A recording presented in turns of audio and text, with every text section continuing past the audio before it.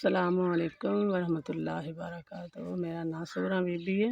2 साल हो गए ने मेरा खामद फौत हो गया। शुगर दी मरीज़ हाँ, दिल दी तकलीफ है ते बच्चे ने अपने अपने घर वाले ने। मेरे 2 ही बच्चे ने तो अपने अपने घर च अपने बच्चे लैके ते वक्खरे वक्खरे हो गए ने। मैं कल्ले ही हाँ इत्थे, कोई बंदा नहीं है पानी शानी देने आह्ला भी। ते मैं मतलब आपूं पकानी खानी हाँ। मैं बुड्ढी औरत हाँ, बेवा हाँ। म्हल्ले दे को पका के दे जाते हैं तो मैं खा लैनी, मेरे को पकदी भी नहीं। वडेरी हो गई हाँ, बुढ़ी हो गई हाँ, कोई बंदा पानी नहीं दे सकता है। शुगर दी मरीज़ हाँ, दिल दी तकलीफ भी है ते कदे कदे दवाई वास्ते भी पैसे नहीं होंदे हैन ते ओह भी वेड़ा म्हल्ला ही अज्ज कर छड़े ते कर छड़े, इन्हां दी मेहरबानी। पुत्तर होंदेआं सौंदेआं मैं मथाज होई आं, कोई सांभने आह्ला नहीं है। कोई पेकेआं बिच्च हो जाए तां बी गल्ल है, कोई अपने भैनां भ्राऽ ओह् बी कोई नहीं है। पिछली उमरे बड़ा औखा टाइम पास कर रही।